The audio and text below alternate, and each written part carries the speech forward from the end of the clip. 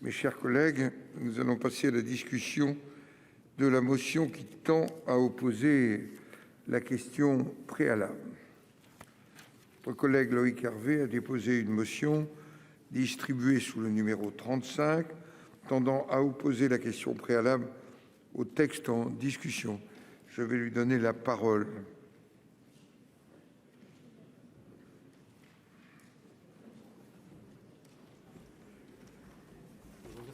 Ça va ? Monsieur le président, monsieur le ministre, mes chers collègues, le Sénat que j'aime, c'est le Sénat qui, à la suite du projet de loi Safari, a proposé la création de la Commission nationale informatique et liberté. Le Sénat que j'aime, c'est le Sénat qui, il y a 40 ans, le 30 septembre 1981, a aboli la peine de mort. Le Sénat que j'aime, c'est le Sénat qui a interrompu le funeste projet de déchéance de nationalité. Jalouse de son pouvoir législatif, la Haute Assemblée a, dans son histoire, toujours été au rendez-vous de la préservation des libertés publiques, y compris quand elle a dû brider l'exécutif et ses excès. Nous en sommes au 12e texte législatif en 22 mois.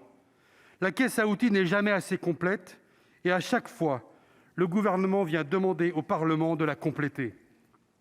Ce faisant, nous avons pris l'escalier sans retour de la limitation des libertés publiques et nous devons nous poser maintenant la question de la marche arrière. Je m'oppose à ce texte pour 2 raisons. Le passe vaccinal tout d'abord. Omicron déferle sur la France et les personnes testées positives se comptent par centaines de milliers chaque jour, y compris et massivement parmi les vaccinés. Je sais de quoi je parle. On devrait s'interroger légitimement sur l'utilité des mesures privatives de liberté actuellement applicables dans notre pays. Pour cela, il nous faut des éléments objectifs et chiffrés dont nous ne disposons pas, monsieur le ministre. Ensuite, il y a les contrôles d'identité. Le texte propose de donner aux responsables des établissements la possibilité de vérifier massivement l'identité de leurs clients. Mais quelle mouche a piqué le gouvernement pour avoir une idée pareille ?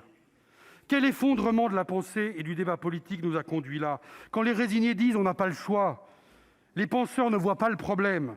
Quant aux visionnaires, ils affirment que ce n'est là pas la loi qui limite les libertés, mais le virus. Je m'interroge, où est la gauche des droits de l'homme ? Où est la droite des libertés ? Où sont les syndicalistes, les universitaires, les intellectuels ? Ils sont si rares, ceux qui rappellent le prix de la liberté.